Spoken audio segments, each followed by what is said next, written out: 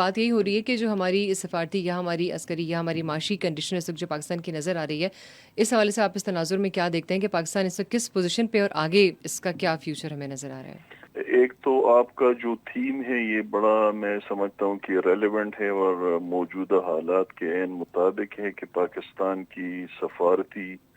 عسکری اور معاشی کامیابیاں، جی، یہ تین چیزیں ہیں جن میں سے دو جو ہیں ہمارے داخلی سیاست اور حالات سے ان کا تعلق ہے، جن میں ایک معیشت ہے جی، اور ایک امن و امان ہے۔ جی، موجودہ حالات میں اگرچہ معیشت اور امن و امان دونوں کے حالات مثالی تو نہیں ہے، لیکن ان میں کافی امپرومنٹ آ گئی ہے۔ جی،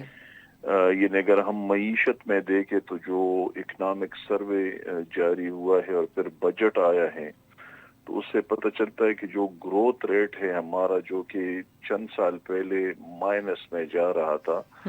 اب وہ ماشاءاللہ جو ہے وہ بہتری کی طرف گامزن ہے، اور اس بار جو ہے 3 سے کچھ کم 3% of the G D P سے کچھ کم رہا۔ جی، تو معیشت اور مہنگائی میں بھی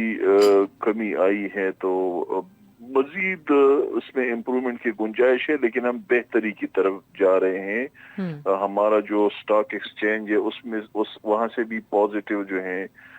میسیجز آ رہے ہیں۔ اس طرح امن و امان میں خیبر پختونخوا اور بلوچستان میں بھی جگہ جگہ جو ہیں ایسے علاقے ہیں جہاں پہ امن و امان کی صورتحال ٹھیک نہیں ہے، لیکن بحیثیت مجموعی وہ قابو میں ہے انشاءاللہ۔ خارجی محاذ پہ دو چیزیں ایسی ہے کہ جن میں پاکستان کو بے پناہ کامیابیاں ملی ہے۔ ایک تو عسکری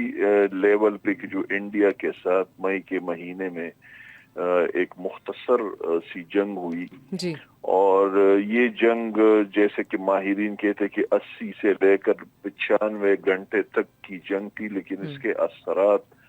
اتنے ہیں کہ آئندہ جو ہے وہ عشروں میں ہی یاد رکھے جائیں گے۔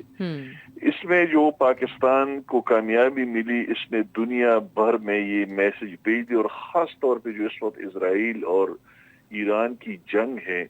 تو اس میں پاکستان کو ثابت کرنے کے لیے کسی قسم کی جو ہے نا مظاہرے کی ضرورت نہیں ہے۔ انہوں نے ثابت کر کے دکھایا ہے مئی کے مہینے میں،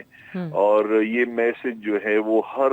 جارح قوت کے لیے ہے کہ پاکستان کی طرف دیکھنا اور پاکستان کو جو ہے نا نقصان پہنچانا یہ کوئی آسان کام نہیں ہے۔